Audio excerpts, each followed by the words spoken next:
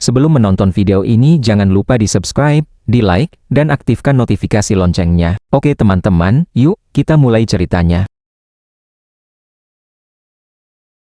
Cerita diawali saat pria ini datang ke tempat latihan. Semua orang meremehkannya. Mereka tahu dia brengsek yang mempermalukan keluarga bangsawannya. Jadi, ketika dia menantang adik laki-lakinya duel, semua yakin dia akan mati. Karena adiknya adalah jenius yang terus berlatih sejak kecil. Dulu dia juga jenius, tapi bakatnya habis untuk mabuk dan mengejar wanita. Namun, saat pertarungan dimulai, dia malah menertawakan serangan adiknya. Semua serangan ditangkis dengan mudah, lalu dia mengalahkannya hanya dengan satu pukulan. Semua orang tercengang. Mereka mengira itu cuma keberuntungan. Sampai salah satu ksatria terkuat maju dan hasilnya sama. Christian menang lebih cepat dan mempermalukannya di depan semua ksatria. Komandan ksatria pun naik darah. Dia tak mau anak berandal ini menghina pasukannya. Dengan serangan bertubi-tubi, dia menyerang, tapi semuanya diblokir. Saat dia lengah sesaat, Christian menanduk wajahnya. Melihat darahnya sendiri, dia menghentikan duel, bukan karena kalah, tapi karena justru tertarik melatihnya menjadi prajurit tak terkalahkan. Sebenarnya, orang di tubuh itu bukan lagi berandal yang sama. Seorang jenius dari masa depan kini menempatinya. Chris dulunya orang serba bisa dengan bakat mempelajari apapun seketika. Dia bergabung dengan parti pahlawan dan berjasa besar hingga dijuluki The Great Extra. Tapi sebelum potensinya berkembang, dia tewas saat Age of Destruction dimulai. Ketika Demon King of Carnage dari Magic Empire menghancurkan Dominion of Light karena hero Evan tak mampu menghentikannya. Sebelum mati, Evan berharap Chris menjadi pahlawan berikutnya dan bisa memutar waktu. Chris sendiri tak peduli. Hidupnya penuh penderitaan, jadi kematian terasa seperti pembebasan. Pikiran terakhirnya, kalau terlahir lagi, dia ingin jadi anak keluarga kaya. Keinginannya terkabul. Dia kembali 15 tahun ke masa lalu, 5 tahun sebelum Age of Destruction. Terlahir di tubuh tuan muda Magic Empire bernama Christian Van Baron Khazar dari Dark Magic Clan, salah satu dari 12 klan pendukung Kekaisaran Iblis. Dominion of Light adalah wilayah manusia, sedangkan Magic Empire wilayah para iblis atau Fin. Keluarga Khazar adalah cabang bangsawan berpengaruh dan sangat kaya, dikenal seluruh Fin. Mereka punya 2 calon pewaris, tapi putra sulungnya, Christian, terkenal pembuat masalah. Lebih buruk lagi, menurut ingatan kehidupan Chris sebelumnya, Christian nantinya akan dibunuh kerabatnya sendiri. Kabar itu brutal bagi Chris yang baru saja menempati tubuhnya dan sadar dia mungkin akan mati lagi. Padahal yang dia inginkan cuma hidup tenang sebagai anak orang kaya tanpa drama. Namun menyesali nasib buruk tak akan mengubah apapun. Jadi dia harus memikirkan cara agar tidak mati. Dia masih punya 2 tahun sebelum kematian Christian. Yang perlu diperhatikan, Christian nantinya dibunuh di dalam keluarga Count Khazar sendiri. Keluarga yang sangat menjunjung kehormatan. Itu berarti kemungkinan besar Christian dianggap sampah tak berguna lalu disingkirkan demi menjaga nama keluarga. Karena itu, Chris berpikir kalau dia jadi orang baik dan bersikap rendah hati, mungkin dia bisa menghindari nasib tersebut. Setelah masalah kematian dipikirkan, Chris mulai membayangkan hidup nyaman dengan kekayaan yang dimilikinya. Tapi lamunannya buyar saat dia ingat Age of Destruction di masa depan. Demon King of Carnage memulai perang untuk mengorbankan umat manusia demi menyelesaikan Ragnarok. Saat semua orang sadar, semuanya sudah terlambat. Dominion of Light dan Magic Empire sama-sama hancur karena ambisi egois sang Raja Iblis. Jika Chris ingin benar-benar selamat, dia harus menemukan cara menghentikan kiamat itu. Masalahnya, Demon King of Carnage sangat kuat dan memiliki pasukan Fin setia dari Magic Empire. Satu-satunya cara menghentikan semua ini adalah menjadi lebih kuat darinya. Artinya, Chris harus menjadi Demon Emperor dan berdiri di puncak Magic Empire. Dia punya 5 tahun sebelum Age of Destruction dimulai. Cukup waktu untuk menyusun rencana. Jika berhasil, seluruh Magic Empire bisa berada di bawah kendalinya. Tak lama kemudian, Christian dimarahi ayahnya karena keluar kamar padahal sedang dihukum. Kepala keluarga tak terima dia berani menampakkan wajahnya tanpa benar-benar menyesali insiden memalukan sebelumnya. Count Khazar memberi peringatan terakhir. Kesalahan berikutnya akan jadi yang terakhir, kepalanya akan dipenggal. Aura mengintimidasi sang Count begitu menekan sampai Chris gemetar tanpa sadar. Akhirnya dia meminta maaf dengan tulus atas semua kesalahannya. Chris berusaha memperbaiki hubungan dan menghapus citra buruk Christian agar rencananya bisa berjalan. Dia terus memohon, berharap hati sang Count luluh, tapi permintaan maaf saja tak cukup. Sang Count sudah terlalu sering mendengar alasan seperti itu dan tak berniat percaya lagi. Sementara itu, Chris mencoba mengingat dosa apa yang sebenarnya dilakukan Christian sampai kepercayaan ayahnya hancur total. Kisah buruk tentang dirinya begitu banyak sampai dia tak tahu mana yang paling baru. Maka dia mengatakan bahwa beberapa hari lalu dia kehilangan sebagian ingatan, sehingga bahkan tak ingat kesalahan apa yang membuat ayahnya muak. Dia juga mengaku setelah merenung dia sadar betapa buruk dirinya selama ini dan menerima bahwa dia telah merusak reputasi ayahnya. Meski begitu, Sang Count tetap tak percaya. Karena tak punya cara lain, Chris mengambil langkah ekstrim. Dia meminta dikirim ke Punishment Cave selama sebulan untuk membuktikan perubahan dirinya. Punishment Cave adalah penjara bagi Finn berstatus tinggi, tanpa cahaya dengan kelima indera tahanan disegel. Dalam beberapa hari saja, pikiran tahanan biasanya hancur dan mereka jadi gila. Karena itu, Count Khazar yakin Chris takkan bertahan beberapa jam pun, apalagi sebulan penuh. Chris sudah mempertimbangkan segala kemungkinan, dan ini satu-satunya cara untuk mendapatkan kembali kepercayaan ayahnya, jadi dia siap menerima tantangan. Count Khazar yang sudah sering melihat Christian membuat janji besar lalu mengecewakan, awalnya ragu. Namun kali ini, dia bersedia memberinya kesempatan terakhir dengan syarat, jika setelah sebulan di Punishment Cave, Chris gagal membuktikan dirinya berubah, dia akan diusir dari klan. Chris tahu pengusiran sama saja hukuman mati, karena musuh-musuh lama Christian pasti akan langsung memburunya, begitu perlindungan klan hilang. Meski begitu, dia tetap menerima. Sebagai gantinya, jika berhasil, dia meminta satu permintaan dikabulkan. Sang Count mencibir kepercayaan dirinya, tapi tetap setuju, walau sangat meragukan itu akan terjadi. Di kamarnya yang mewah, seorang Finn datang memberitahu bahwa Punishment Cave sudah siap. Namanya Cox, setengah vampir sekaligus kepala pelayan keluarga Count Khazar. Chris mengangguk lalu berjalan ke sana sambil membawa tas. Sepanjang koridor, para pelayan berbisik, yakin si pembuat masalah itu pasti merencanakan sesuatu lagi. Mereka mengingat ulah terakhirnya yang menghina nona muda dari Poison Magic Clan sampai Count Khazar harus menunduk meminta maaf langsung. Pantas saja Sang Count begitu murka sebelumnya. Beberapa bahkan bertaruh Christian takkan bertahan 2 hari di dalam gua itu. Chris hanya tersenyum percaya diri, tahu dia akan mematahkan ekspektasi mereka. Adiknya diam-diam mengawasi dari jauh. Tak lama kemudian mereka sampai di Punishment Cave yang dijaga 2 Death Knight di pintu masuk. Meski mengintimidasi, tak ada yang menghalangi Chris masuk sampai adiknya memanggil dari belakang. Dialah Thorn Van Bark Khazar, adik kandung Christian sekaligus murid teladan. Tanpa peringatan, Thorn tiba-tiba mengayunkan pedang dan menghentikan ujung tajamnya tepat di depan mata Chris. Secara lahiriah, Chris tetap tenang, tapi batinnya hampir copot karena kaget. Tetap menjaga sikap, dia bertanya apa maksudnya. Thorn hanya ingin mengingatkan betapa menyedihkannya dirinya, bahkan berkata lebih baik mati saja daripada terus mencoreng nama keluarga. Melihat sikapnya, Chris curiga dialah penyebab kematian Christian di kehidupan sebelumnya. Dia memang pernah bertemu Thorn saat Age of Destruction, di mana adiknya terkenal sebagai pengguna curse magic. Chris membalas dengan tatapan dingin yang membuat Thorn gemetar, lalu masuk ke dalam gua dan menutup pintu. Sikap itu justru membuat Thorn murka karena tak terbiasa melihat kakaknya seperti itu. Di dalam, Chris berjalan dalam kegelapan total, tak bisa melihat atau mendengar apapun, hanya ada sedikit sensasi di ujung jarinya, seolah sengaja disisakan agar tahanan masih bisa meraba barang bawaan mereka supaya tak mati kelaparan. Orang biasa pasti cepat kehilangan kewarasan di tempat seperti itu, tapi bagi Chris ini tak berpengaruh. Pengalamannya sebagai pemburu harta jauh lebih buruk, bahkan kondisi tanpa indera seperti ini justru dia inginkan, agar bisa fokus ke dalam diri dan memahami kekuatannya sendiri. Ini satu-satunya cara untuk memperbaiki tubuh rusak ini. Memang butuh waktu dan keberuntungan, tapi dengan ilmu medis yang dulu membuatnya dijuluki Divine Hand serta teknik bone compression yang sudah ia modifikasi, Chris yakin bisa melakukannya. Apalagi sekarang dia orang kaya dan punya akses ke berbagai magic stone. Memperbaiki tubuh di tempat ini jadi bukan masalah. Dulu dia kira takkan pernah punya batu sihir karena harganya mahal. Ternyata ini salah satu keuntungan jadi bangsawan. Di kehidupan sebelumnya, dia dan Hero Evan harus bersusah payah mendapatkannya. Langkah pertama, dia memakai White Magic Stone untuk memurnikan racun di tubuhnya. Prosesnya membosankan tapi penting. Dia harus membersihkan setiap racun dengan White Mana secara teliti. Sedikit kesalahan saja bisa menimbulkan rasa sakit luar biasa, tapi bagi Chris itu hal sepele. Sementara itu, di luar, Count Khazar bertanya pada kepala pelayannya tentang Christian. Pelayan itu melapor bahwa Christian masuk ke Punishment Cave dengan patuh dan kemungkinan akan hancur sampai tak sanggup minta tolong. Kata-kata itu justru membuat sang Count makin gelisah, sampai bertanya dalam hati apakah keputusannya benar. Dia teringat masa kecil Christian yang dulu penuh potensi, lalu bingung bagaimana anak itu bisa rusak begitu cepat. Bahkan sempat terpikir mungkin bakatnya membuatnya sombong. Apapun alasannya, sang Count lebih rela melihat Christian mati cacat daripada hidup memalukan. Dia ingin percaya, tapi terlalu sering tertipu kata-kata manis putranya. Dia lalu menanyakan apakah Christian membawa sesuatu saat masuk gua. Pelayan sempat ragu, namun akhirnya mengaku bahwa Christian membawa beberapa Magic Stone, termasuk Dream Stone yang bisa menimbulkan halusinasi. Pelayan menyarankan gua segera dibuka karena mereka tak tahu rencana Christian. Namun Count Khazar menolak tegas. Justru kalau anak itu sedang merencanakan sesuatu, biarkan saja dia mati di sana. Sebulan berlalu, Count Khazar berdiri di depan pintu gua, yakin putranya sudah hancur. Tapi Dugaannya langsung runtuh saat Christian keluar dengan senyum lebar. Tak bisa dipungkiri, dia benar-benar kembali sebagai orang berbeda. Sang Count bahkan melihat cahaya di mata putranya, sesuatu yang tak pernah terlihat sejak ia masih kecil. Meski perubahan itu mengesankan, Count Khazar tetap dingin. Baginya, pencapaian kecil ini belum cukup membuktikan perubahan sejati. Christian tak menyerah. Dia menegaskan akan bekerja lebih keras lagi jika itu yang dibutuhkan. Dia tahu ayahnya mengira dia nyaris tak bertahan di gua, padahal kenyataannya dia terlalu sibuk berlatih sampai tak sempat bosan. Pertama, dia mengoptimalkan tubuhnya untuk menguasai pedang. Berkat White Mana, energinya tak pernah habis. Tapi yang paling menentukan adalah Dreamstone. Walau pelayan sempat melarangnya membawa batu mana narkotik itu, dia bersyukur tetap membawanya. Halusinasi dari batu itu mempercepat proses transformasinya drastis. Lebih dari itu, dia bahkan berhasil menciptakan 2 core dalam tubuhnya. Christian bangga pada pencapaiannya di gua mematikan itu. Memiliki 2 core bukan hal biasa. Karena itu, dia menyembunyikan light core di dalam darkness core. Jika ada yang tahu, reaksinya pasti meledak, dan keberuntungannya belum berhenti. Dia juga merasakan ada seseorang di dalam gua yang diam-diam berharap dia hancur karena halusinasi. Namun Christian justru menjadikan tekanan itu sebagai pendorong untuk melampaui batasnya. Kembali ke masa sekarang, dia ingin menagih janji ayahnya. Dia meminta izin menggunakan tempat latihan Black Swamp Knights. Wajah Count Khazar langsung masam mendengar permintaan berani itu. Menurutnya, orang tak berguna seperti Christian tak pantas berada di sana. Black Swamp Knights adalah salah satu dari 3 ordo ksatria pendukung Dark Magic Clan, dan hanya ksatria elit yang boleh berlatih di sana. Christian tetap teguh. Dia bukan ingin bergabung, hanya meminjam tempat latihan. Katanya, melihat keberanian para ksatria akan memberi pengaruh positif. Setelah jeda singkat, sang Count mengizinkan dengan peringatan keras, jangan mempermalukan diri di depan para ksatria atau akibatnya kematian. Christian menerimanya, lalu bahkan meminta satu permintaan lagi sebelum ayahnya pergi. Tak lama, dia tiba di arena latihan. Para ksatria berbisik mengenalinya sebagai tuan muda tak berguna. Mereka bahkan tak menyembunyikan ejekan, menunjukkan bahwa di Magic Empire, kekuatan lebih dihargai daripada status sosial. Alasan lain Christian datang adalah untuk masuk perpustakaan. Ayahnya mengatakan dia hanya boleh masuk jika membawa surat rekomendasi dari Deputy Commander Melon. Barulah dia akan diberi kunci. Perpustakaan itu menyimpan seluruh grimoire Dark Magic milik keluarga Khazar, dan untuk mempelajarinya Chris harus mendapat akses. Dia heran kenapa syarat itu perlu, padahal dia anggota penting klan. Ayahnya mengingatkan bahwa dulu Christian pernah mencoba menjual grimoire tingkat tinggi di pasar gelap. Bahkan Chris sendiri mulai mempertanyakan kehidupan lama pemilik tubuh ini. Julukan tak berguna memang pantas. Prioritas utamanya sekarang adalah mendapatkan rekomendasi sang wakil komandan. Di antara para ksatria, adiknya Thorn juga ada dan langsung melontarkan ejekan pedas. Christian kesal harus berurusan dengan bocah ini lagi, tapi kemudian tersenyum karena mungkin ini kesempatan bagus. Thorn mendekat dan menyuruhnya pergi serta tak kembali lagi, mengingatkan agar dia tak menyia-nyiakan nyawa yang baru lolos dari Punishment Cave. Chris tetap santai dan malah membuat adiknya gemetar lagi dengan mengatakan bahwa ayah mereka lah yang memberi izin. Saat itu sosok penting lain muncul. Tatapan wanita ini tajam seperti bisa membelah baja, jelas tak suka melihat Christian di sana. Dialah Deputy Commander Melon.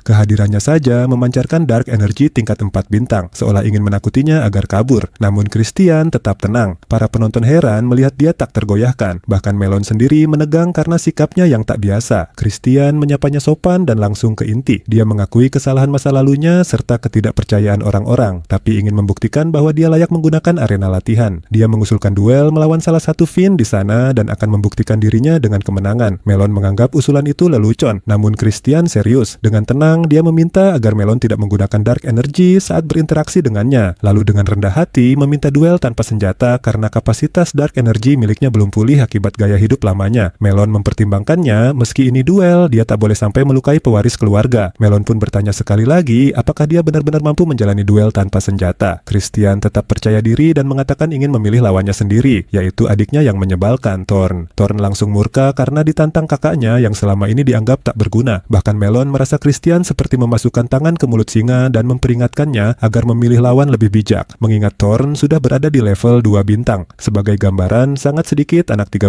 tahun yang bisa mencapai level itu. Tanpa bakat alami, umur berapapun tak akan cukup untuk menyentuh level tersebut. Namun, Christian bukan orang lemah. Dia menegaskan justru ingin melawan lawan yang lebih kuat untuk membuktikan diri, dan menurutnya Thorn adalah pilihan terbaik. Tentu ada syarat. Kalau Thorn terlalu takut melawan kakaknya sendiri, arti duel itu berubah. Umpan itu langsung dimakan dan Thorn menerima tantangan. Keduanya berdiri saling berhadapan di tengah arena dikelilingi para Fiend yang menunggu Thorn menang, dan Christian merasakan pahitnya kekalahan. Sebelum mulai, Christian bertanya bagaimana pemenang ditentukan dan mengusulkan bertarung sampai salah satu menyerah. Melon yang tak suka padanya justru memutuskan duel berakhir saat salah satu benar-benar tak mampu bertarung lagi, dengan harapan Thorn bisa menghajarnya tanpa kesempatan menyerah. marah. Anehnya, Chris malah lebih khawatir melukai adiknya daripada dirinya sendiri. Dia tak ingin benar-benar menghajar Thorn. Ejekan itu makin memancing emosi, dan Thorn semakin berang. Chris langsung bergerak lebih dulu, menampar keras adiknya. Tamparan itu memalukan, tapi duel sudah dimulai. Thorn mencoba membalas, namun Christian dengan santai menghindar hanya dengan menarik tubuh ke belakang. Secara jujur, ini sebenarnya pertarungan tak seimbang. Sebagai Finn yang bahkan belum mencapai 1 bintang, dia seharusnya tak punya peluang melawan pengguna Dark Energy. Tapi dalam duel tangan kosong, ceritanya berbeda. Gerakan Thorn yang kaku memberi celah, dan Chris menghantam perutnya dengan lutut keras. Alasan dia unggul adalah pengalaman tempur dari kehidupan sebelumnya. Bahkan jika hanya menghitung kekuatan Dominion of Light yang ia capai di Punishment Cave, levelnya sudah setara 3 bintang. Artinya, adiknya sama sekali bukan tandingan. Thorn mulai babak belur, membuat penonton tercengang. Chris terus melontarkan ejekan santai untuk memancing emosi. Diam-diam dia sangat menikmati melihat bocah itu kewalahan. Thorn yakin kakaknya pasti memakai trik, tapi Christian menegaskan tak ada tipu daya, Thorn saja yang lemah. Ucapan itu menusuk harga diri Thorn. Tak tahan lagi, dia mengepalkan tinju, Dark Energy memancar lalu menyerang. Chris dengan mudah menghindari, sementara Thorn terus melancarkan pukulan bertubi-tubi tanpa satu pun mengenai sasaran. Akhirnya, Chris menangkis satu pukulan menetralkan Dark Energy adiknya, lalu membalas dengan satu hantaman brutal. Satu pukulan itu cukup membuat Thorn memuntahkan darah dan roboh ke tanah. Para penonton langsung gempar, berbisik-bisik mencari alasan. Mungkin Thorn lengah, atau sengaja menahan diri agar tak melukai kakaknya yang tak berguna. Bagaimanapun, sulit dipercaya dia bisa tumbang oleh kakaknya sendiri. Deputy Commander Melon tahu persis apa yang baru saja terjadi, dan itu membuatnya sangat terkejut. Chris, sebaliknya, meminta konfirmasi apakah dia sudah membuktikan dirinya atau masih ada yang harus dilakukan. Meski masih terpana, Melon mengakui bahwa dia memang sudah berhasil. Pengakuan itu terasa seperti musik di telinga Christian, dan dia pun siap menjalankan rencana berikutnya. Di kamarnya, Chris merenung karena akhirnya mencapai 1 bintang dalam sihir gelap. Karena belum terbiasa mengendalikan energi gelap dan masih ada sisa energi yang tertinggal, prosesnya memakan waktu lebih lama. Untuk menggunakan kekuatan cahaya bersamaan, dia harus menaikkan levelnya dulu. Tiba-tiba pelayannya, Mari, muncul saat dipanggil. Ternyata dia roh jahat tingkat tinggi, seorang Banshee.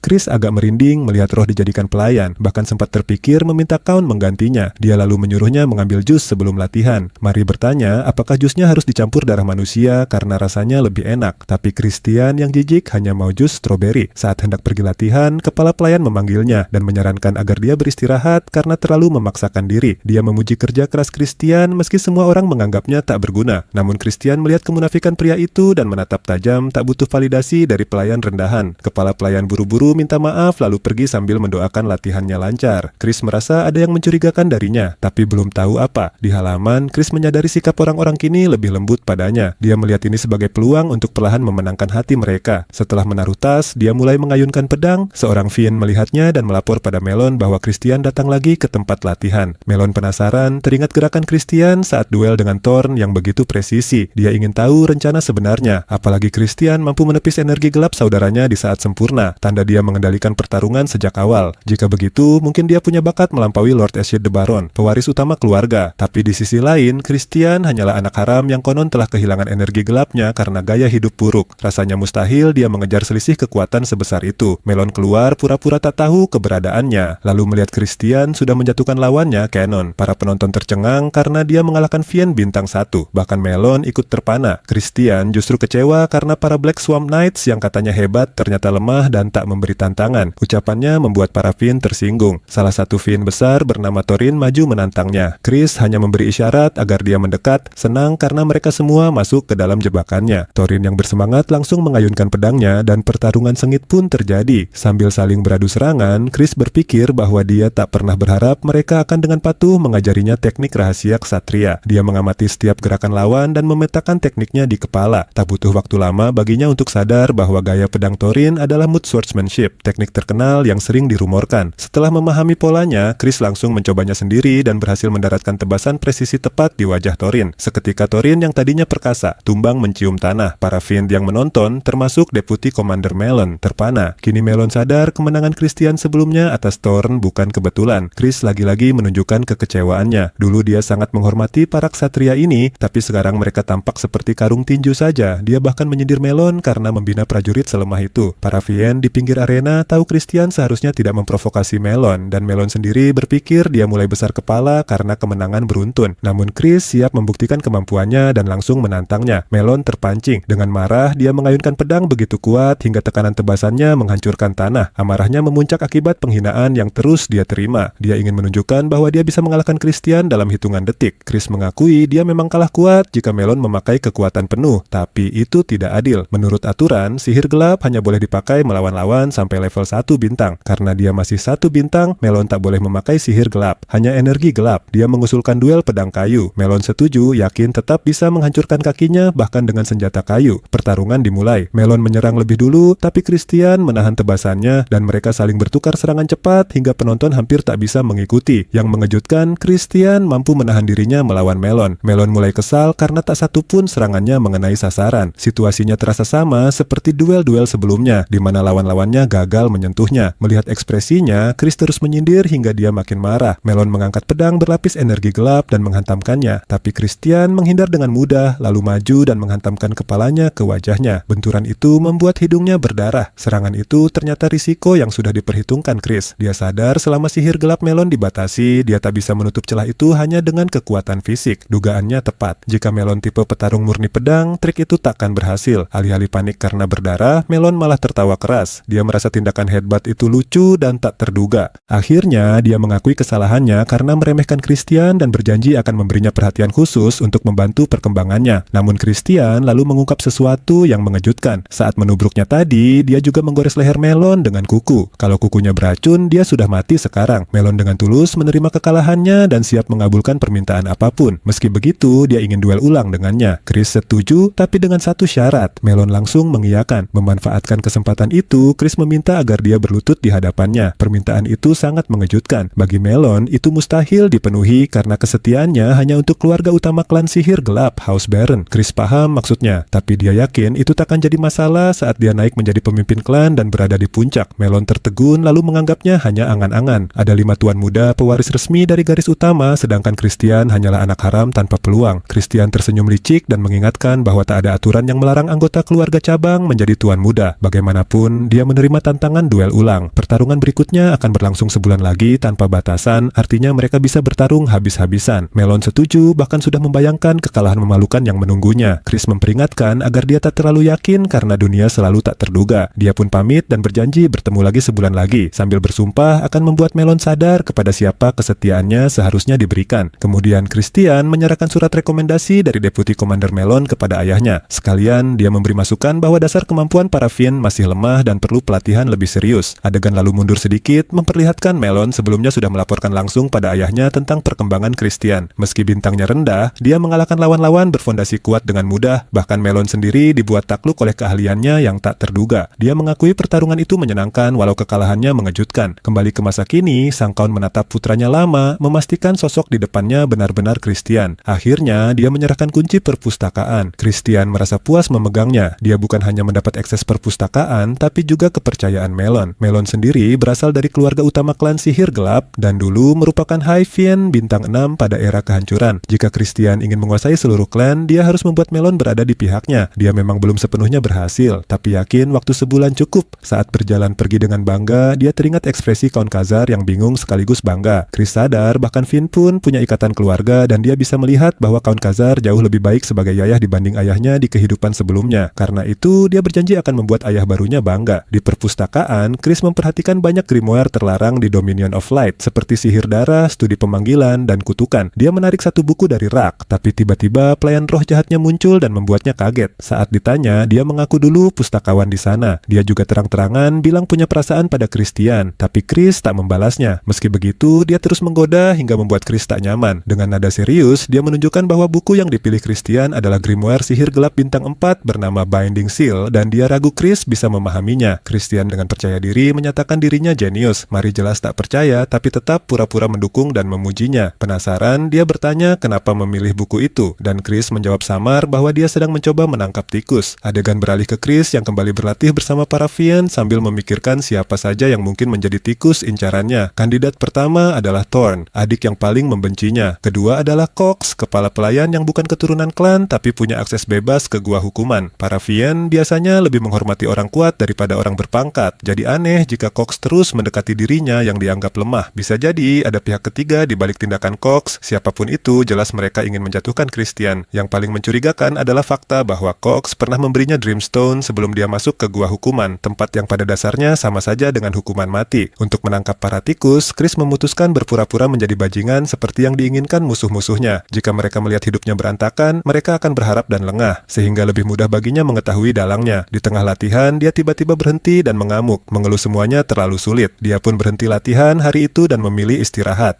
Perubahan mendadak ini membuat orang lain terkejut, persis seperti yang dia harapkan. Saat makan bersama ayahnya, Chris sengaja membuat keributan. Ayahnya yang marah besar merasa bodoh karena sempat percaya putranya bisa berubah, lalu pergi dengan kecewa. Melihat sang kaun murung, Chris sempat merasa sedih, tapi dia yakin ini demi kebaikan keluarga. Dia sengaja menyebarkan rumor bahwa dirinya kembali ke sifat lama, menindas pelayan, menghamburkan uang, dan bertingkah seenaknya. Namun, setiap kali dia minta alkohol, pelayan pribadinya selalu membuatkan anggur tanpa alkohol. Chris mencoba menyuruhnya membuat minuman sungguhan karena itu bagian dari rencananya memancing tikus keluar. Dia ingin dalang di balik rencana jahat, percaya dia sudah kembali menjadi pecundang boros seperti dulu. Lalu dia menunjukkan bahwa dia sudah menguasai mantra binding seal, membuat pelayannya sendiri terkejut. Dia tak buang waktu membanggakan kejeniusannya, mengklaim selama ini saat terlihat membuat masalah, dia diam-diam belajar untuk menguasai banyak mantra. Belum sempat puas, adiknya Thorn tiba-tiba masuk kamar tanpa izin. Seketika Christian beralih peran dari jenius sadar diri menjadi pemabuk bejat yang tampak seperti pecundang. Mata Thorn menyipit marah, yakin kakaknya memang tak berubah. Reaksi tulus itu justru meyakinkan Chris bahwa Thorn tidak terlibat dalam konspirasi melawannya. Karena Thorn bersih, Chris membocorkan sebagian rahasianya, ada pengkhianat di rumah yang ingin menjatuhkannya. Untuk sementara, dia akan terus berakting sebagai orang bodoh ceroboh agar musuh mudah terungkap. Dia bahkan menunjukkan anggur yang diminumnya dan menyuruh Thorn mencium aromanya untuk membuktikan itu palsu hanya demi menjaga penyamarannya. Meski belum tahu siapa tikusnya, Chris yakin dia makin dekat. Tiba-tiba, seorang pelayan masuk setelah mendengar suara kaca pecah. Christian langsung kembali berakting mabuk dan menyuruh pelayan itu mengatakan pada kepala pelayan bahwa anggur kirimannya salah dan harus diganti. Pelayan itu minta maaf dan bilang Cox sedang sibuk. Chris masih pura-pura seperti pelaut mabuk, memutuskan menemui Cox sendiri. Thorn hanya bisa menatap tak percaya melihat betapa meyakinkannya akting kakaknya. Saat bertemu Cox, Christian sengaja membalik botol anggur di atas kepala-kepala pelayan itu hingga tumpah, lalu menuduhnya sengaja mengirim anggur salah. Cox minta maaf dan berkata akan segera mengambil yang benar. Chris bersikeras dia sendiri yang harus mengambilnya. Cox tetap tenang dan menjelaskan dia sedang menangani urusan penting dan anggur bisa dikirim nanti. Tapi Christian terus memancing emosinya. Akhirnya, Cox pergi mengambil anggur. Chris kagum pada kesabaran pria itu. Meski wajahnya tenang, dia bisa merasakan permusuhan tersembunyi darinya. Saat sendirian, Chris memeriksa dokumen yang sedang disiapkan Cox. Saat membaca, senyum lebar muncul di wajahnya karena menemukan bukti penggelapan dana. Jika Cox memang tikusnya, wajar dia bermain dengan keuangan. Tapi itu belum cukup membuktikan dia dalang sebenarnya. Tak lama kemudian, Cox kembali membawa anggur yang benar. Christian masih berperan menerimanya sambil bertanya apakah kepala pelayan itu marah atas sikap kurang ajarnya. Kepala pelayan itu justru tampak berterima kasih karena diberi kesempatan melayani tuan mudanya. Sebelum pergi, Cox menyampaikan pesan bahwa teman-teman Christian ingin menemuinya di markas biasa mereka. Tentu saja, Chris tak tahu siapa mereka. Cox memperingatkan agar dia menjauhi mereka karena pembuat masalah. Tapi justru itu membuat Chris makin penasaran dan memutuskan menemui orang-orang misterius tersebut. Di tempat persembunyian, tersaji hidangan mewah. Saat duduk, perhatian Chris langsung tertuju pada pelayan perempuan yang ketakutan saat menuang minuman. Dia mencibir karena para pria itu menyuruh gadis malang itu melayani mereka. Saat gelas disodorkan, Chris merasa ada yang aneh. Tanpa ragu, dia melempar anggur ke wajah pria gendut di meja dan langsung menuduh mereka mencampur minumannya dengan sesuatu. Sebelum situasi memanas, dia memakai sihir gelap untuk membuat pelayan itu pingsan agar tak trauma melihat apa yang akan terjadi. Kelompok itu tercengang melihatnya memakai sihir gelap. Terkejut, Christian sudah menguasai teknik sekuat itu. Belum sempat bereaksi, Chris menghantam dua pelaku ke meja hingga darah muncrat. Si gendut menuntut penjelasan, tapi Chris langsung mengeluarkan belati. Tak mau basa-basi. Setelah diinterogasi, pria kurus akhirnya mengaku mereka hanya menjalankan perintah seseorang yang memeras mereka dengan narkoba selundupan. Mereka disuruh menjebak Christian atas pembunuhan yang sebenarnya ingin mereka lakukan pada pelayan itu. Chris mendesak identitas dalang. Pria kurus ragu, tapi Chris menekan sampai dia akhirnya mengaku dalangnya adalah Cox. Setelah semuanya terbongkar, keduanya memohon ampun dan berjanji akan melakukan apapun perintah Christian.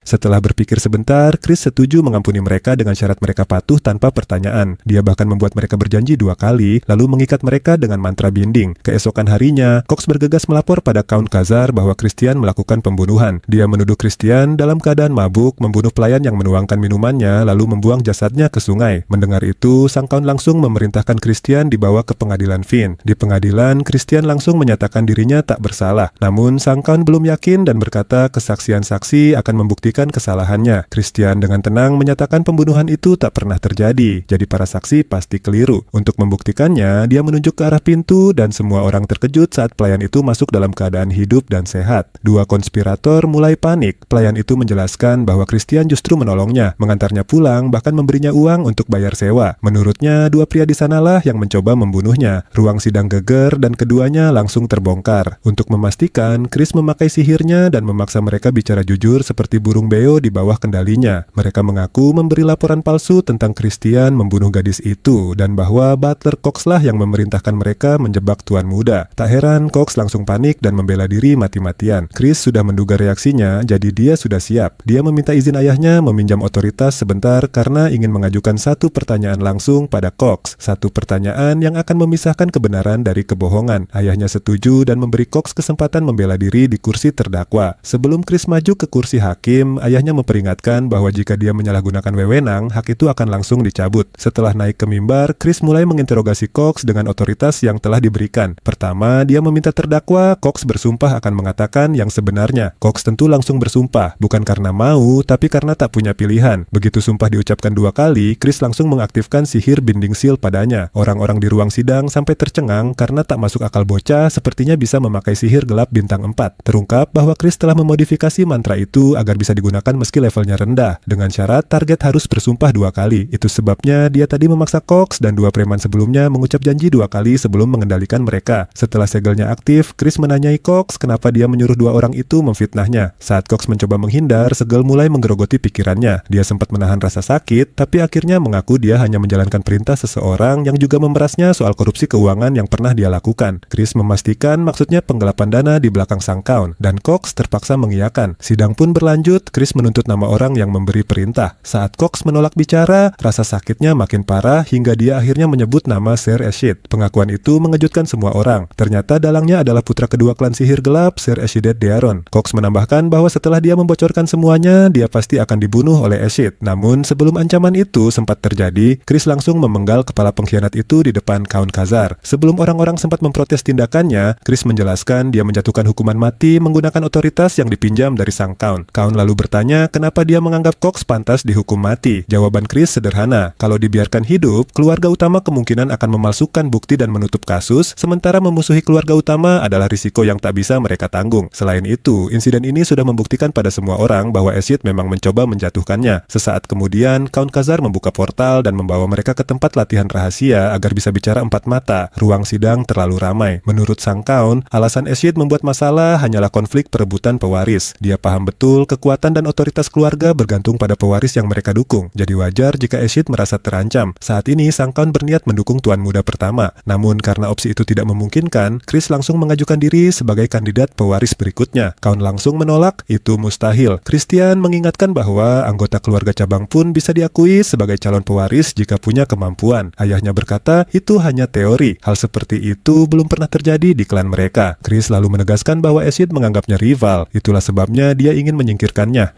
Count mengakui bahwa saat kecil Christian mungkin lebih berbakat dari Eshid, tapi sekarang Eshid jauh di depan. Chris yakin dia sudah mulai mengejar dan untuk mempercepat kemajuannya, dia meminta ayahnya merekomendasikannya mengikuti ritual suci kegelapan yang akan diadakan 2 bulan lagi. Count mengingatkan bahwa syarat minimal ikut ritual itu adalah level 2 bintang. Bagi Christian, itu bukan masalah. Dia berjanji akan mencapai level 2 bintang dalam 2 bulan. Karena itu, dia berharap ayahnya mengabulkan permintaan tersebut. Melihat tekadnya, sang Count tampaknya tak punya pilihan selain menuruti permintaan tuan muda itu. Kemudian, terlihat para pelayan berbisik-bisik tentang betapa banyak perubahan pada anak kita. Rumor menyebar bahwa sang kaun melatihnya sendiri akhir-akhir ini. Latihan yang dijalani Christian katanya begitu berat sampai ksatria senior pun sulit menahannya. Adegan lalu beralih ke dia yang menebas berbagai benda dengan teknik pedang barunya. Melihat kemajuannya, bahkan kaun terkejut karena Christian beradaptasi sangat cepat, seolah belajar hanya dalam hitungan hari. Ia makin tercengang saat Christian memamerkan teknik lain pada boneka latihan, memotongnya berkeping-keping. Rupanya Chris menggabungkan mode swordsmanship dengan energi Black Scythe Sword, menciptakan teknik pamungkas yang mampu menebas bersih. Sesuatu yang tak bisa dicapai mode swordsmanship saja. Jiwa sang kaun hampir serasa keluar melihat kemampuan itu. Biasanya, memakai dua teknik sekaligus akan menyulitkan penggunaan kutukan, tapi bagi Chris itu terasa sangat mudah. 15 hari berlalu dan dia terlihat terkapar kelelahan di tanah. Walau mampu melakukan teknik pedang rumit, dia tak tahan latihan lari karena stamina harus dibangun perlahan. Saat sedang mengatur napas, Deputy Commander Melon tiba-tiba muncul mengingatkan duel yang sudah dekat. Dia menantikan hari ketika mereka bertarung lagi. Meski dia melihat Christian berusaha keras, menurutnya itu masih belum cukup menutup jarak kekuatan mereka. Mimpi Christian membuatnya berlutut dianggap hanya angan-angan. Namun Chris yakin bisa mewujudkannya. Melon menyukai semangat juangnya dan sebelum pergi memujinya, berharap dia menunjukkan versi terbaik dirinya agar cukup menghiburnya. Saat ini Melon adalah upper 4 star. Dalam satu tahap ada 3 tingkat, lower, middle, upper. Christian memang upper 1 star tapi tetap jauh di bawahnya. Meski begitu, dia tampaknya sudah punya rencana untuk menutup selisih itu. Lagi pula, sekarang dia anak orang kaya dan berniat memanfaatkannya. Kemudian dia bertemu maid roh jahatnya, Mari, yang sangat cantik. Karena ini, pertama kali mereka keluar bersama, dia berdandan serius seolah ini kencan. Christian tentu menyangkal mengajaknya. Dia hanya menyuruhnya menyiapkan tas. Tapi melihat sikap Mari yang posesif, sepertinya dia tak akan bisa bebas. Dia bahkan pernah meminta ayahnya mengganti pendamping manusia saja, tapi diingatkan soal kontrak tuan pelayan antara dia dan Mari. Banshee tingkat tinggi tak bisa dikendalikan tanpa kontrak, dan untuk membatalkannya, dia harus mencium Mari dengan penuh perasaan. Kembali ke sekarang, Christian menegaskan Mari tak boleh ikut karena mereka akan pergi ke tempat ramai. Dia khawatir energinya melukai orang. Mari langsung bersikap seperti anak anjing manja yang memelas, lalu membujuknya dengan alasan belum melihat dunia luar selama puluhan tahun. Akhirnya, dia luluh meski tetap menyuruhnya menjauh dari orang lain. Seketika Mari berubah dari menangis jadi wanita anggun. Saat mengikuti, dia penasaran tujuan perjalanan ini, dan Christian bilang dia ingin mencari keuntungan. Mari langsung menumpahkan koin emas yang dia bawa, mengingatkan bahwa dia sudah kaya. Christian menegaskan uang itu belum cukup dan menyuruhnya menyimpan kembali. Mari terus menebak tujuannya, mungkin emas atau tanah, tapi semuanya salah. Saat mereka tiba di kereta, Christian kembali dikejutkan tamu tak diundang yang ikut perjalanan, adik laki-lakinya. Thorn menyambut kedatangannya dengan sikap kakak sombong, sesuatu yang tak diduga Chris. Ternyata anak itu ingin mengawasinya kalau dia kembali jadi brengsek seperti dulu. Apalagi niat Chris untuk berjudi makin membuatnya khawatir. Sebenarnya berjudi bukan hal buruk bagi mereka, apalagi sebagai iblis itu bahkan aktivitas yang dianjurkan raja mereka. Demi memastikan semuanya aman, Thorn memutuskan ikut. Membuat Chris sadar adiknya benar-benar peduli, dia malah menggoda bocah itu dan mendapat reaksi lucu. Thorn ingin mengalahkannya dalam permainan, sementara Chris justru membayangkan betapa serunya memanfaatkan adiknya nanti. Sesampainya di tempat tujuan yang mewah, Mari dan Tur sama-sama terpukau. Agar bisa masuk tanpa dikenali, Chris memberi mereka topeng. Diam-diam dia juga memberi Mari misi rahasia yang tak diketahui Tur, sedangkan Tur hanya disuruh mengikuti. Begitu masuk, orang-orang langsung menganggap mereka mangsa empuk. Iseng, Chris mengajak adiknya taruhan. Siapa menghasilkan uang paling banyak dalam 1 jam, pemenang boleh memberi gelar memalukan pada yang kalah. Dia sengaja memilih gelar panjang untuk dirinya jika menang dan memancing ego adiknya agar menerima. Thorn langsung maju penuh semangat. Di permainan pertama, Chris menang mudah. Dia tahu rahasia gelap tempat judi itu. Bandar sengaja memberi kemenangan kecil di awal untuk menaikkan ego, lalu menjatuhkan saat pemain memasang taruhan besar. Sayangnya adiknya tak tahu trik itu dan terus kalah. Chris malah sengaja memancing emosinya agar makin terjebak. Saat mereka berdebat soal kerugian, Chris sadar para penipu sudah menandai adiknya sebagai target. Kesal, Tur tetap berjudi meski sudah diperingatkan. Tanpa sadar, ini memang yang diinginkan Chris. Tak lama, Tur kehilangan lebih banyak lagi. Sementara itu, Mari yang tak terlihat sudah menemukan semua penipu yang bekerja melawan mereka. Pada akhirnya, Tur kalah total hingga 10.000. Setelah sesi judi, Chris menemui seorang pedagang. Para pelayan kaget melihatnya datang tiba-tiba dan dia langsung menyuruh mereka memanggil majikan. Grant dari Merchant Guild menyambut ramah tuan muda itu itu. Dia dikenal licik dan ternyata dialah pemilik tempat judi tadi. Chris meminta bicara empat mata dan menuduhnya menipu adiknya. Sang pedagang berdalih dia tak mengatur tindakan anak buahnya. Namun Marie menebar aura mengerikan sampai pria itu gemetar ketakutan dan berlutut minta maaf, memohon ampun serta menawarkan kompensasi. Inilah yang diinginkan Chris, dia menuntut 1 juta rupiah. Pedagang itu kaget karena tak punya uang sebanyak itu, lalu menawar turun sampai 200.000 rupiah. Meski berat, jumlah itu masih bisa dia bayar. Terakhir, Chris punya satu permintaan lagi. Setelahnya terlihat hasil belanjaannya, banyak perlengkapan tempur ditambah artefak bonus berupa Holy Sword Grenade. Senjata ini istimewa karena dibuat dari pengorbanan jiwa sang pahlawan. Meski pahlawan itu kemudian jatuh ke dalam korupsi, senjatanya dulu sangat dihormati para iblis, namun kini terbengkalai berdebu. Chris tampaknya punya rencana untuknya. Selain itu, dia menghadiahkan Marie liontin cantik yang tadi ia tatap, sambil menegaskan hadiah itu tak bermakna apa-apa. Marie tertegun sejak kematiannya, ini pertama kalinya dia menerima hadiah seperti itu dan baginya itu sangat berarti. Merasa puas dengan keputusannya, Chris memutuskan sudah waktunya pulang. Marie tersenyum bahagia dan menawarkan akan memberinya lebih banyak blood juice mulai sekarang. Yang terdengar aneh sampai dia mengungkap bahwa jus stroberi yang selama ini diminumnya dengan senang hati ternyata sudah dicampur sedikit darahnya. Chris hanya bisa berharap itu cuma lelucon sakit darinya. Lalu dia sadar ada satu orang yang terlupakan, Thorn. Adiknya itu sudah kalah berjudi habis-habisan sampai cuma punya 1 rupiah tersisa. Thorn langsung mengamuk karena merasa ditinggal tidur begitu saja dan hampir saja dijual jadi budak kalau bukan karena seseorang mengenalinya. Chris yang santai malah mengingatkannya bahwa sekarang dia harus memanggilnya dengan gelar baru karena dia kalah taruhan. Wajah Thorn pucat ngeri saat sadar dia harus memanggil kakaknya dengan gelar panjang nan memalukan. Dengan penuh rasa malu, dia mengucapkannya sementara Chris menikmati penderitaannya dan menegaskan agar dia selalu bersikap hormat mulai sekarang. Thorn pergi sambil bersumpah akan membalas suatu hari nanti, meski kemungkinan hari itu tak akan pernah datang. Chris sendiri sadar bahwa suatu saat kematiannya akan berada di tangan bocah itu dan dia tahu bajingan bernama Eshid akan terlibat dalam takdir itu. Sebagai putra Langam, kepala sementara klan sihir gelap, Eshid disebut-sebut sebagai pewaris terbaik keluarga. Walau Chris bukan Christian asli, melainkan hanya menempati tubuhnya, jika dia ingin jadi pewaris, maka cepat atau lambat dia pasti akan berhadapan dengan Eshid. Mengetahui masa depannya, dia bertekad membalas dendam. Tapi untuk saat ini, yang harus dia pikirkan adalah dukungan penuh dari Melon. Pedang suci bernama Grenade telah menghadapi banyak ujian sepanjang keberadaannya. Tak ada yang berani memakainya lagi karena belum ada satupun orang yang berhasil menaklukkannya. Chris penasaran dengan kemampuannya sendiri dan menggenggamnya erat. Tiba-tiba pedang itu menyetrumnya sedikit, tanda bahwa senjata cahaya itu menolak kekuatan sihir gelapnya. Namun dia yakin bisa menaklukkan aturan itu jika berhasil memahami pola energi sihirnya. Dia bahkan mulai menghajar pedang itu tanpa henti, yakin usahanya ada hasilnya. Dengan tekad bulat, Chris menyatakan dia punya waktu sebanyak apapun untuk memaksa senjata itu tunduk. Lucunya, bahkan pedangnya sendiri seperti gemetar mendengar ancamannya. Beberapa hari kemudian, Chris datang ke tempat latihan menemui ayahnya. Dia terkejut melihat seorang wanita yang terasa familiar. Ternyata dia adalah komandan Black Shadow Knights, wanita cantik namun tegas bernama Marion.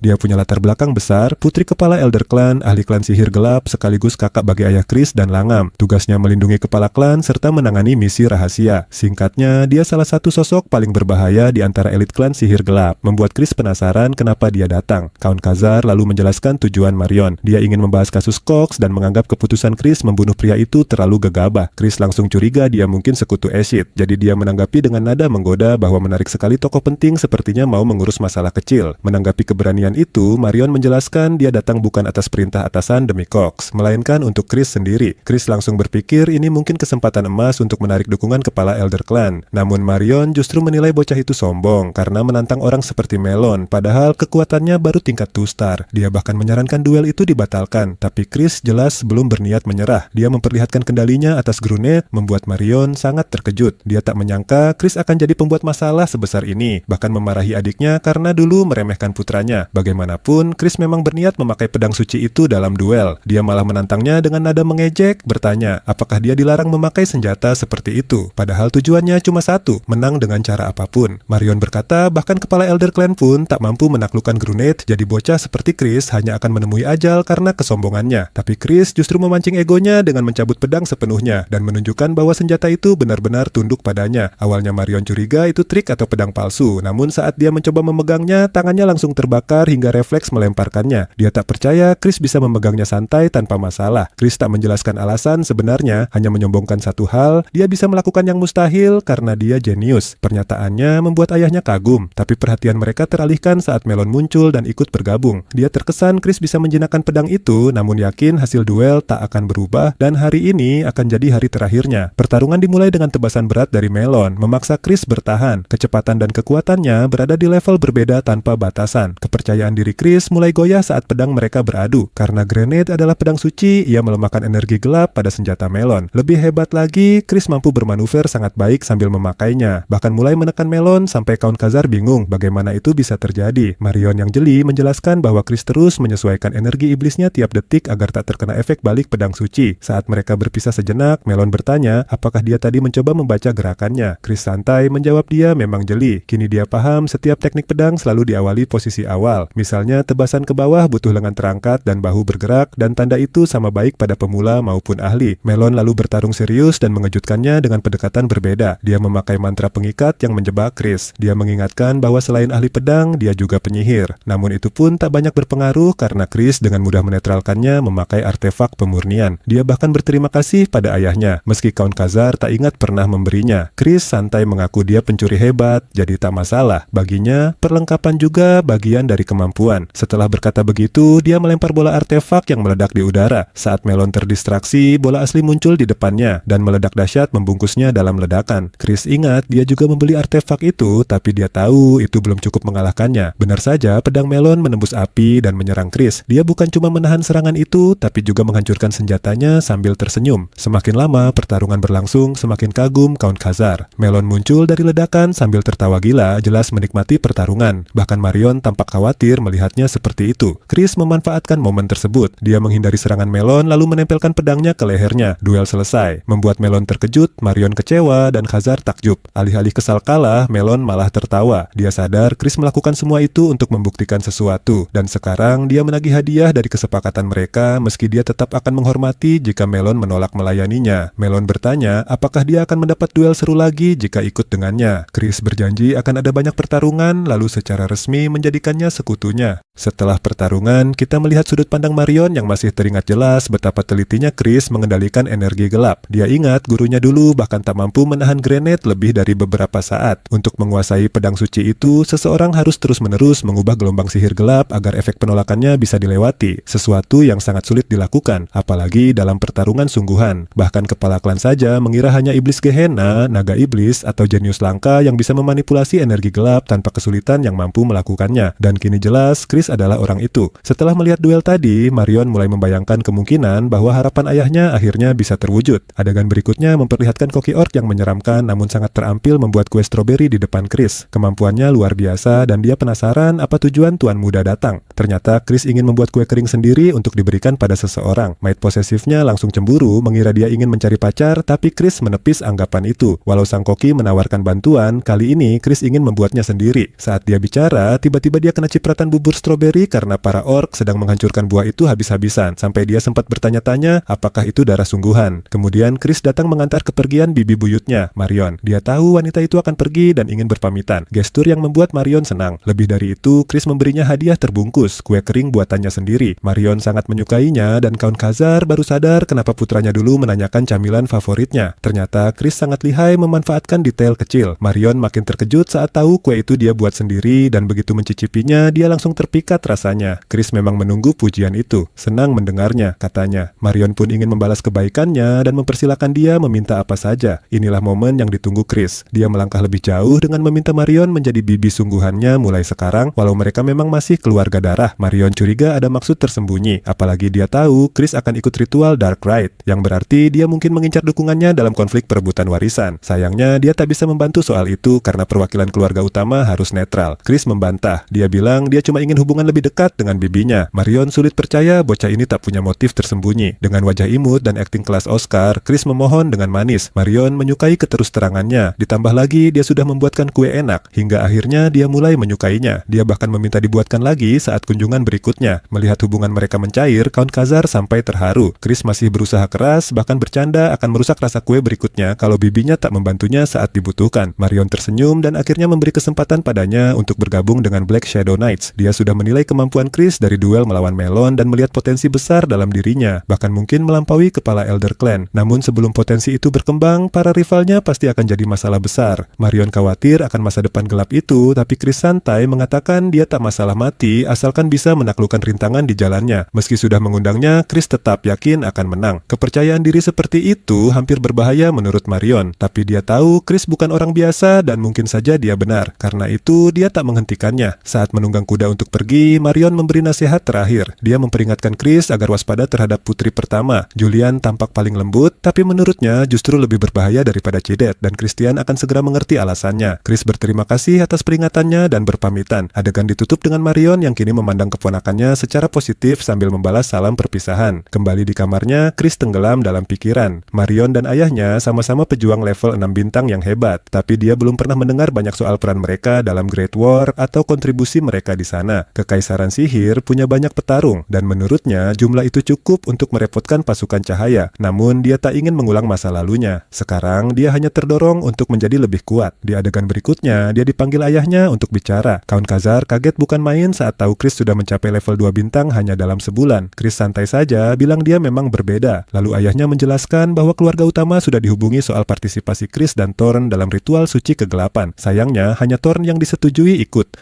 Alasannya, reputasi buruk Chris yang dulu dikenal suka menghamburkan kekayaan keluarga dan melakukan berbagai hal tercela. Fakta itu menghantamnya keras. Saat dia hampir tumbang mental, ayahnya justru menyatakan dukungan. Chris bangkit dan bertanya apakah keputusan itu ulah langham, tapi ternyata ada pihak lain di baliknya. Mereka menyadari pelakunya adalah Loin the Baron, keturunan langsung keluarga utama sekaligus bintang utama upacara. Ritual suci kegelapan sendiri adalah upacara di mana kandidat berbagi energi kegelapan khusus dari bayangan dimensi. Karena jumlahnya terbatas, para kandidat harus bertarung untuk membuktikan kelayakan. Semakin kuat, semakin banyak kegelapan yang didapat, dan itu kunci untuk menjadi pewaris keluarga atau pangeran. Jika Loen menang, dia akan menjadi pangeran ke-6 dan rencana Chris akan hancur. Count Khazar menegaskan dia akan mencoba berbicara lagi dengan keluarga utama dan bahkan bisa meminta bantuan Marion jika perlu. Namun Chris menghentikannya, yakin dia bisa mengatasi sendiri. Khazar menepuk bahunya, mengakui bakat anaknya, dan mengatakan kali ini dia ingin mendukungnya. Chris menghargai itu meski tetap menunjukkan senyum licik khasnya. Dia lalu bertanya, apakah keluarga Count Taiman juga ikut ritual? Ternyata putra ketiga mereka memang peserta dan bocah itu, yang bahkan lebih buruk reputasinya dari Chris, ikut menolak partisipasi Chris. Melihat ayahnya marah, Chris sadar ayahnya sangat menyayangi anak-anaknya. Dia menenangkannya dan berjanji akan membuat para pembencinya menelan kata-kata mereka. Dia tahu keluarga Tiran menjadi tuan rumah event Ebony Hunt, jadi dia berniat ikut perburuan itu sebagai jalan lain. Adegan berpindah ke Marion yang kembali setelah menyelesaikan misinya dan melapor pada kepala Elder Clan. Dia memuji Chris, membuat sang kepala klan terkejut karena dulu dia menganggap bocah itu hanya orang bodoh. Marion menegaskan Chris sudah banyak berubah. Sang patriark lalu bertanya apakah Chris memenuhi syarat untuk mewujudkan keinginannya. Keinginan besar yang membutuhkan pembalikan takdir itu sendiri, mematahkan belenggu kematian dengan sihir terlarang. Marion belum sepenuhnya yakin, tapi dia percaya Chris adalah peluang terbaik yang pernah ada untuk mencapai keinginan mustahil itu. Mendengar itu, patriark merasa puas meski keputusan keluarga tetap menolak partisipasi Chris dalam ritual. Bahkan dia sendiri tak berniat menentang keputusan itu karena percaya Chris harus menemukan jalannya sendiri untuk mengatasi rintangan ini. Saat Marion mencoba berargumen membela Chris, lelaki tua itu hanya membungkamnya dengan sikap dingin. Dalam hati, Marion menyadari memang begitulah sifatnya sejak dulu. Dia memiliki harapan yang sangat tinggi dan menjadi kejam karenanya. Kepala klan tua tak menyangka wanita itu akan memuji bocah itu setinggi itu. Pengisap darah, serunya sambil memanggil Simon, kepala pelayan klan. Setelah mendengar seluruh percakapan, Simon diperintahkan mengawasi bocah itu dari dekat sampai upacara suci kegelapan. Meski senang menjalankan tugas, ia juga ingin sedikit mengerjai anak itu. Sang patriark menatap dingin, mengingatkannya agar tidak terlena. Perasaannya mengatakan bocah itu sangat berbahaya. Sementara itu, Marion berharap anak tersebut melakukan yang terbaik, jelas khawatir akan apa yang akan terjadi. Adegan beralih ke Chris yang menikmati analisisnya. Mencapai level bintang 2 membawa tantangan baru, menuju bintang 3 yang masih terasa jauh. Karena itu, ia membutuhkan Ebony yang memungkinkannya mengumpulkan sihir dalam waktu singkat. Berkat keluarga Tiraman yang mengadakan acara Ebony Hunt, ia beruntung bisa ikut. Masalahnya, meski berhasil menangkap Beast Karzo, memperoleh Ebony tetap tidak dijamin karena ada syarat khusus. Chris turun dari kereta dan menemui pedagang tua yang tampak tak membawa apa-apa. Saat pria itu membuka tas, Chris melemparinya sekantong koin sebagai hadiah. Pedagang itu jelas tak mengharapkannya. Chris lalu menggodanya, menyebut ia tahu soal bisnis ilegal dan pajak yang dihindarinya. Pria itu tertekan, tapi Chris bersedia menutup mata asal dia membereskan urusannya. Chris datang untuk membeli Grey Pill, barang langka pasar gelap yang mahalnya bukan main. Ia tak peduli dan menyuruh Mari memakai caranya. Mari langsung mengeluarkan alat penyiksaan, membuat pedagang itu langsung menyerah. Selain itu, Chris juga memesan belati bagus dan baju zirah. Setelah itu, ia kembali ke kereta, sementara pedagang tua itu hanya bisa pasrah menggerutu. Mari lalu tahu, tuan muda masih punya satu tujuan sebelum pulang. Mereka Mereka berhenti dan Chris menatap sebotol eliksir merah muda, semacam afrodisiak yang membuatnya gugup. Mari curiga dia melakukan hal mencurigakan, tapi Chris menyangkal. Ternyata ramuan itu untuk orang lain, khususnya ayahnya yang mulai menua. Ia juga memperingatkan pelayan agar merahasiakan hal ini sampai mati.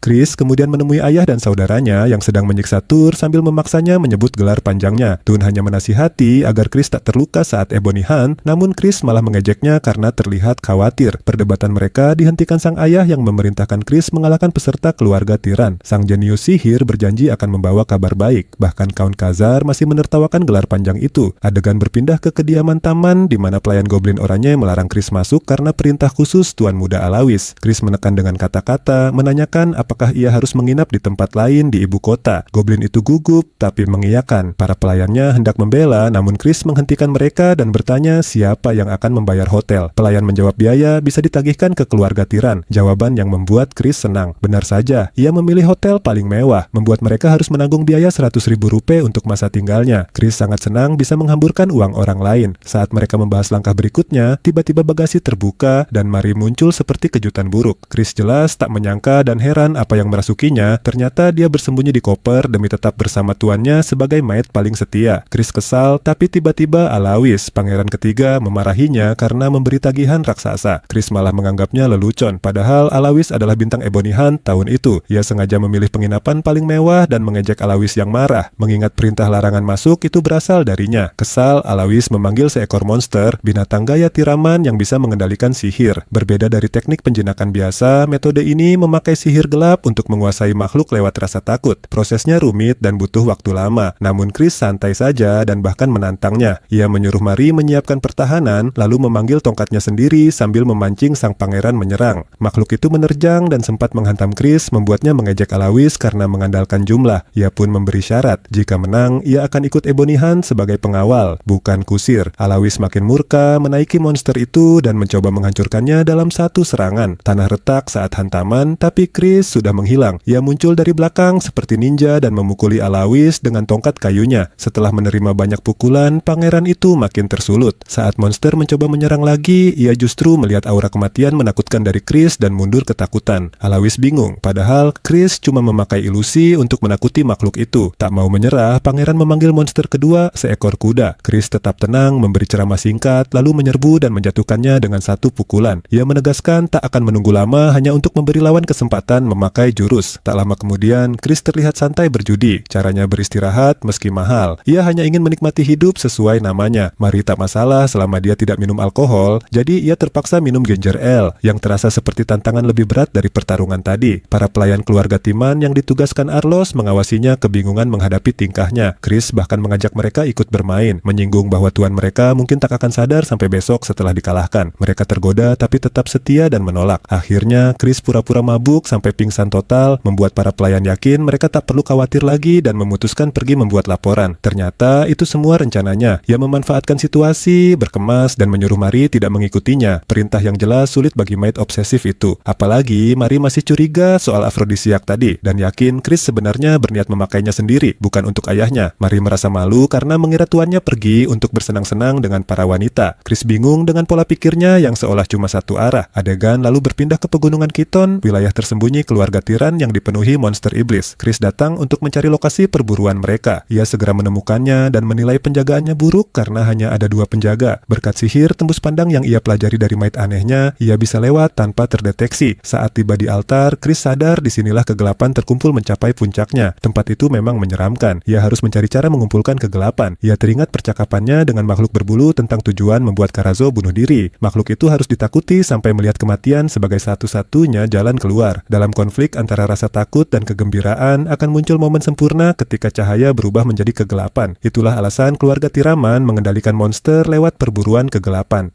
Tujuan asli Chris adalah mencuri teknik rahasia itu dan memakai campuran afrodisiaknya untuk membuat Karazo mengamuk, lalu mencuri kegelapannya. Sayangnya, ia tak punya cukup waktu mempelajari teknik itu, jadi ia mencari cara lain. Tiba-tiba ia merasakan kehadiran mengerikan dan menoleh, tapi tak ada siapapun. Ia tertarik ke gua kosong yang memancarkan niat jahat luar biasa. Tempat itu diselimuti penghalang sihir gelap tingkat tinggi. Di dalamnya, ia melihat celah Gehenna, dunia para iblis yang sangat mengerikan sekaligus satu-satunya penghubung ke dunia manusia. Chris mendapat ide, ia bisa memancing Karazo ke sana Gehenna dengan afrodisiak sempurnanya sebagai umpan. Yakin dengan rencana itu, ia hendak pergi, tapi tiba-tiba si pengisap darah muncul. Simon ternyata diam-diam mengamati semua aksi Chris sejak pertarungannya melawan Arlo sampai cara ia memanipulasi para pelayan. Ia tertarik memainkan permainan dengannya. Simon lalu menyentuh celah Gehenna, membuat darah menetes, dan celah itu memanggil namanya sebagai pengkhianat. Sebuah kejutan besar. Hari perburuan akhirnya tiba dengan Arlos membawa bendera keluarganya. Chris mengejeknya karena masih sok hebat, padahal pernah dipukul kalah. Arlos membalas dengan menertawakan pedang suci tak berguna yang dibawa Chris, tapi Chris malah ingin mengetesnya dengan memukulnya pakai pedang itu. Perdebatan berhenti saat pangeran ketiga memerintahkan timnya memancing Karzo ke altar dan menyuruh penjaga serta penyihir mengikutinya. Sementara itu, Chris merasa ada mata rahasia mengawasi mereka. Ia pura-pura membantu pangeran manja itu lalu menunggu di altar. Sang mage kesal dan menyuruhnya pergi saja kalau cuma mengganggu. Chris malah senang dan langsung menjauh, membuat Mage makin kesal sampai Arlos menenangkannya dan menyuruh fokus pada perburuan. Chris diberi tugas menjaga bendera, pekerjaan termudah untuk saat ini. Ia santai karena semuanya berjalan sesuai rencana. Apalagi ia sudah mendapatkan belati dan orb dari Grantel. Ia mengamati Arlos dan sang mage yang sibuk, lalu merasakan kehadiran Karzo saat monster bermata tajam itu akhirnya muncul. Sekilas makhluk itu terlihat seperti hewan paling lucu di dunia. Arlos langsung memakai ritual sihir untuk mengikatnya, tapi bukannya tunduk, Karzo malah mengamuk. Pangeran itu tak menduga hasil ini dan langsung dihantam ke tanah. Sang mage buru-buru memeriksa tuannya. Keadaan makin buruk karena Arlos ternyata terkena racun, membuat para penyihir langsung memasang penghalang pertahanan. Dari kejauhan Chris menonton dan yakin semuanya tak akan berjalan sesuai rencana, terutama karena ia sendiri sudah membuat monster itu mengamuk dengan afrodisiak. Untungnya Arlos membawa penawar. Meski begitu, ia sadar mereka menghadapi musuh berbahaya. Para penjaga maju menyerang, tapi jelas tak berdaya melawan burung raksasa yang mengamuk dan menerjang mereka dengan tubuh besarnya. Saat Arlos hampir dihantam ke tanah, Chris tiba-tiba muncul menolong sambil tetap mengejeknya habis-habisan. Ia bilang Arlos payah dan mau membantu asal pangeran ketiga itu memanggilnya kakak. Arlos menolak sampai Chris mengisyaratkan ia bisa saja membiarkan monster itu terus mengamuk. Para pengawal sudah tumbang dan penghalang tak bertahan, jadi dengan terpaksa Arlos memohon bantuan. Mendengar itu, Chris langsung menepis monster dengan ayunan senjata lalu memakai mantra pengikat, membuat Arlos terkejut. Padahal sebenarnya itu hanya tiruan teknik asli tingkat menengah. Karzo sempat melawan, tapi Chris mengendalikannya dengan sangat baik. Arlos akhirnya sadar Chris menipunya dan mengambil alih monster demi tujuannya sendiri. Ia menuntun Kurazo ke gua rahasia Gehenna, tempat aura kematian membuat makhluk itu mencapai kondisi yang diinginkannya. Memanfaatkan momen itu, Chris menusukkan pedangnya ke tubuh monster. Saat Arlos dan anak buahnya tiba, semuanya sudah selesai. Pangeran khawatir dan ingin segera pergi, tapi Chris santai saja dan menunjukkan orb abu-abu hasil rampasannya. Mereka jelas tak menyangka. Sang mage memarahinya karena ikut campur, tapi Arlos malah berbalik berterima kasih karena Chris menyelamatkan nyawa pasukannya. Itu hampir membuat Chris merasa bersalah. Apalagi, ia diam-diam menukar orb asli dengan yang palsu. Meski begitu, ia tetap menagih janji agar Arlos memanggilnya kakak senior. Tiba-tiba, tekanan besar muncul dari kegelapan. Sepasang mata mengerikan menatap mereka. Chris langsung sadar mereka dalam masalah saat melihat iblis Gehenna. Monster raksasa itu muncul menakutkan dan Arlos melindunginya sambil menyuruh Chris kabur. Chris memperhatikan kelelawar mata-mata yang mengintai lalu melempar pisaunya hingga mengganggu sinyal Simon. Simon tak percaya bocah itu menyadari pengawasannya. Dan kini, setelah kelelawarnya hancur, ia tak bisa berbuat banyak bahkan dengan seni garis keturunannya. Ia sadar harus segera bertindak sebelum semuanya mati.